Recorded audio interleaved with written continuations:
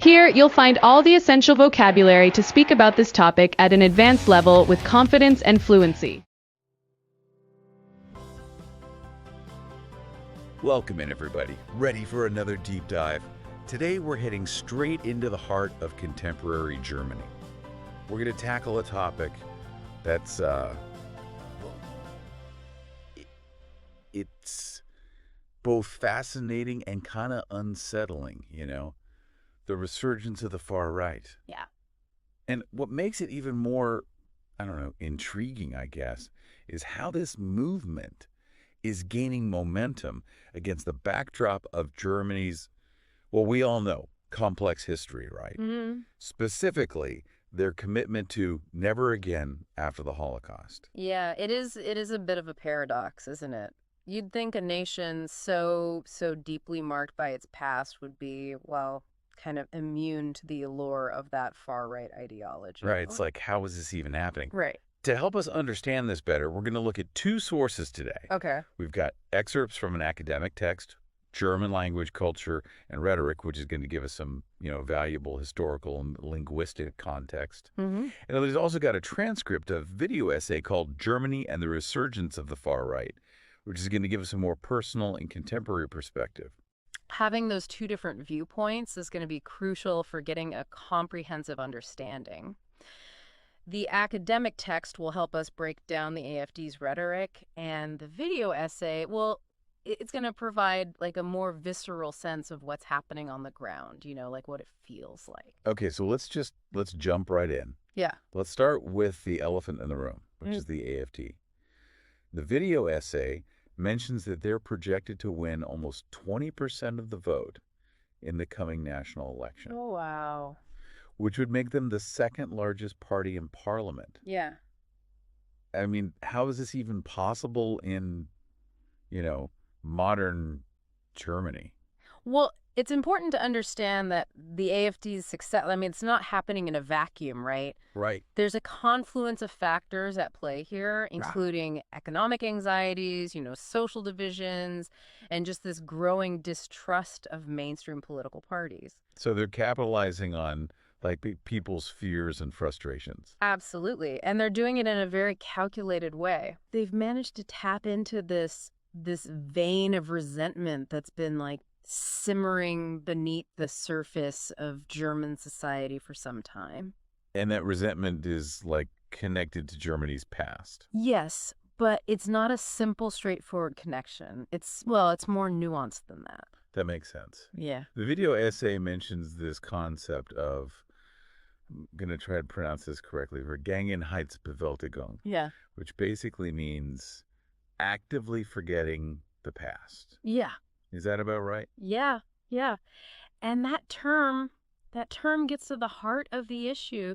Germany has spent decades grappling with the legacy of the Holocaust. And for many Germans, there's just this sense of fatigue, Yeah. Even resentment when it comes to constantly, confronting this dark chapter of their history. So it's not necessarily that they're denying the Holocaust happened. It's more like they're tired of feeling, guilty about it. Exactly. And the AfD has been very clever in exploiting this sentiment. They're not explicitly denying the Holocaust, but they're downplaying its significance, right? Yeah.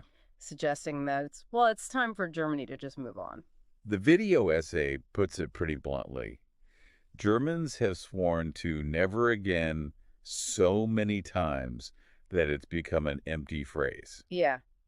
And then we have these figures like Bjorn Höcke, who, according to a German court, can legally be called a fascist. Oh, wow.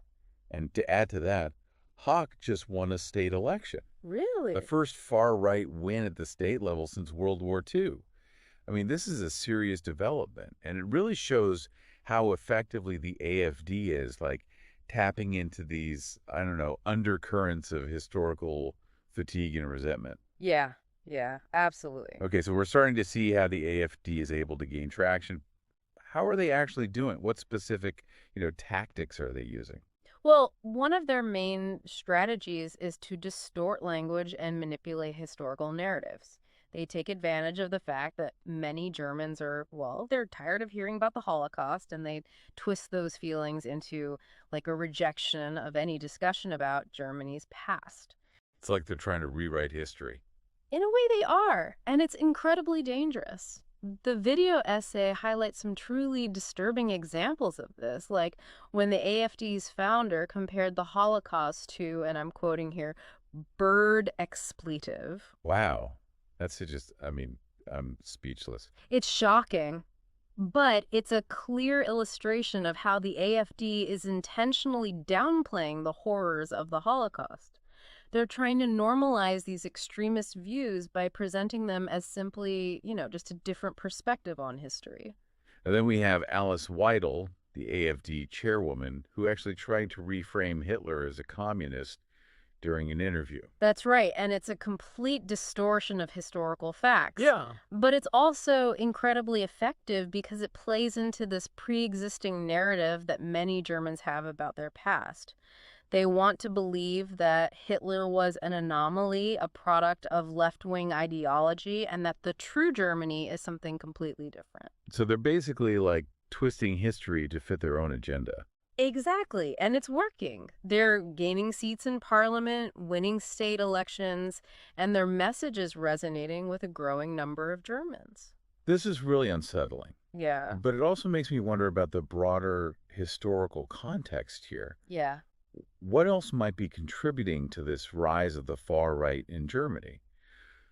The video essay brings up the Wiedergutmachungsabkommen, or reparations agreement, made after the war. Yes. That agreement is an interesting example of how even, seemingly well-intentioned efforts to deal with the past can have unintended consequences. The essayist even points out that it's such a common concept that it's like become a girl's name in Bavaria. That is kind of funny.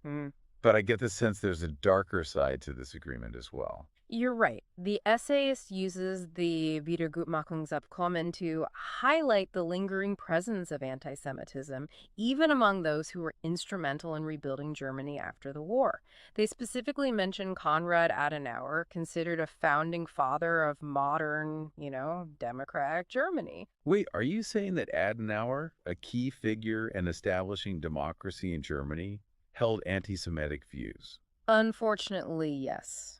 The essay quotes him as saying, and I'm paraphrasing here, that despite attempts to exterminate them, the Jews are still powerful, so it's best to, and again I'm paraphrasing, be nice to them. That's chilling.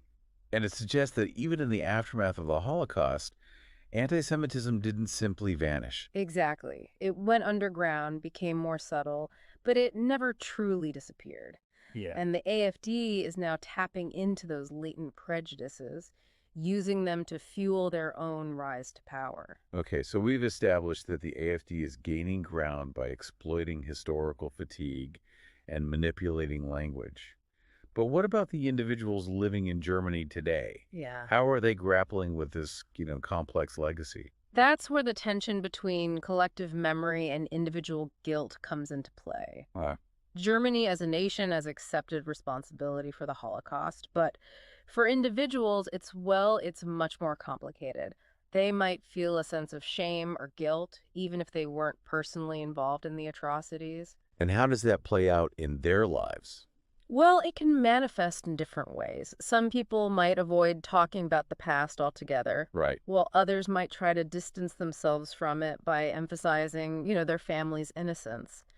And then there are those who are actively engaged in Holocaust remembrance and education, working to ensure that never again is more than just a slogan. The video essayist tackles this in a rather, humorous way. They talk about their great-grandfather, who was a cook in the Waffen-SS. Oh, wow. And they joke about him trying to destroy the Waffen-SS from within with his terrible cooking. That's fun. It's an interesting approach, using humor to address a difficult and sensitive topic. But I think it also underscores the desire, even the need, for individuals to find ways to reconcile their own personal histories with the larger narrative of Germany's past. Right. So on a personal level, it's about finding a way to live with that legacy, to acknowledge the past without being consumed by it. I think so, yeah. And for some people, humor can be a coping mechanism, a way to deal with the weight of history without being crushed by it. This is already so much to unpack. We're seeing the resurgence of the far right in Germany Yeah. and how they're exploiting this sense of historical fatigue and manipulating language to gain power. And it's clear that this isn't just a German issue. It's something we're seeing in other parts of the world as well. Absolutely. The rise of the AFD is, well, it's a canary in the coal mine, Okay. a warning sign that the same forces that led to the Holocaust are still at play in the 21st century. We need to understand what's happening in Germany so we can recognize and combat these trends wherever they emerge. That makes sense. So what are some of the global parallels we're seeing? How does the AFD's rise connect to the broader picture of right-wing populism around the world? Well, we're seeing a similar pattern of exploiting fear and resentment in a lot of countries these days. Yeah. Think about the rise of all these nationalist and populist movements. I mean, we see them in Europe, in the Americas, even in parts of Asia. They all share this tactic of blaming outsiders for, societal problems, whether it's immigrants, minorities, or just global institutions. So it's this us versus them mentality that's fueling these movements. Exactly. And it's so effective, because it taps into this primal instinct. It's like this fear of the other, the unknown. And it's especially powerful when there's, economic uncertainty or social change, when people are looking for someone to blame for their anxieties. Oh, yeah. Yeah, I guess it's easier to just direct your anger at a scapegoat than to actually grapple with the complex systemic issues. Precisely. And that's where the manipulation of language comes in. Okay. These movements are, they're very skilled at framing their arguments in a way that appeals to emotion rather than reason. They use loaded language, distort facts, and create this false dichotomy where you're either with them or against them. The video essay uses this striking metaphor to describe this tactic, saying, it's like giving the Hitler salute in front of a huge crowd of right-wing extremists while denying being a Nazi. Yeah, that's a powerful image, isn't it? It captures this whole idea of dog whistling. Using coded language to signal your allegiance to a certain ideology without actually, explicitly stating it. So they're playing this double game where they can appeal to their base while still maintaining a, veneer of respectability for a wider audience. Exactly. And it allows them to infiltrate mainstream politics and normalize their views. It's a slow process, insidious, but it's happening right in front of us. This is starting to feel very familiar, almost like history is repeating itself. In a way, it is. I mean, we've seen this playbook before, right?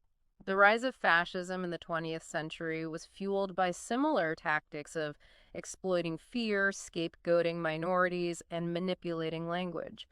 The AFD is, they're just using a modern version of this playbook. It's terrifying to think that we haven't learned from the mistakes of the past. It is, but it also highlights how urgent the situation is. We need to be aware of these tactics, call them out when we see them, and actively resist the normalization of these extremist views. So where do we go from here? How do we push back against this, global tide of right-wing populism? Well, it starts with education. I mean, we need to understand how these movements operate, how they exploit our fears and our prejudices, and how they use language to manipulate us. You're saying we need to become more media literate, more critical of the information we consume. Absolutely. We're bombarded with information from all sides these days. It's easy to get caught up in echo chambers, on social media, or get swept up in the sensationalism of the 24-hour news cycle. We need to develop the skills to discern fact from fiction, to recognize bias, and to think critically about the messages we're being fed, right? That makes sense. But it's not just about being informed, is it? We also need to, take action. Of course. Being informed is just the first step. We need to translate that knowledge into action, to actively resist the normalization of hate and intolerance. So what does that look like in practice? It can take many forms. It can mean having those difficult conversations with family and friends who might be, espousing extremist views. Or it can mean supporting organizations that are fighting discrimination and promoting tolerance. Or it can mean running for office, advocating for change, or simply speaking out against injustice whenever we see it. It sounds like you're advocating for a fundamental shift in mindset, a recognition that we all have a responsibility to, like, actively engage in the fight against extremism. Exactly. We can't afford to be passive observers. I mean, the stakes are too high. We need to become active participants in shaping the kind of world we want to live in, a world where never again is more than just a hollow phrase. That's a powerful message. But I think it's also important to acknowledge that this fight can be, well, exhausting and discouraging. It's easy to feel overwhelmed, like our individual actions won't make a difference. I understand that, but it's important to remember that every act of resistance, no matter how small, contributes to a larger movement for change. It's like the old saying, the only thing necessary for the triumph of evil is for good men to do nothing. Precisely. We can't afford to be complacent. We need to stay engaged, stay informed, and keep fighting for the values we believe in. This has been a really, insightful discussion. We've explored the rise of the AfD in Germany, the complex interplay of history and memory, and the global parallels to this, well, alarming trend. We've also discussed the importance of education, critical thinking, and individual action in combating extremism. It's been a sobering conversation, but I think it's also been a hopeful one, Because even in the face of these challenges, we're seeing people all over the world rising up to resist hate and intolerance, and that gives me hope for the future. Me too. It's a reminder that even in the darkest of times, the human spirit can prevail. It's easy to get caught up in all the doom and gloom when we talk about these issues. But you just said something important, that there are people out there actively resisting these trends. What are some concrete examples of that resistance in action? Like what gives you hope? Well, one thing that gives me hope is just the sheer number of organizations and individuals who are dedicated to fighting hate and promoting tolerance. You've got groups like the Anne Frank House in Amsterdam, the Southern Poverty Law Center in the US, and I mean countless grassroots organizations all over the world working, tirelessly to educate, to advocate, and to just build bridges across communities. Yeah, that's really heartening to hear. It's a reminder that we're not alone in this fight. Right. But what about on an individual level? What can each of us, do to contribute to this resistance? I think it really starts with just being mindful of our own language and behavior. Yeah. Like, are we perpetuating harmful stereotypes? Are we staying silent when we see prejudice? Are we actually engaging in thoughtful dialogue with people who have different views? These might seem like small things, but they can, I think, have a ripple effect. I'm reminded of something you mentioned earlier about education, that it's crucial to understand how these movements operate, how they exploit our fears and prejudices. Yeah. How can we better educate ourselves and others about these tactics?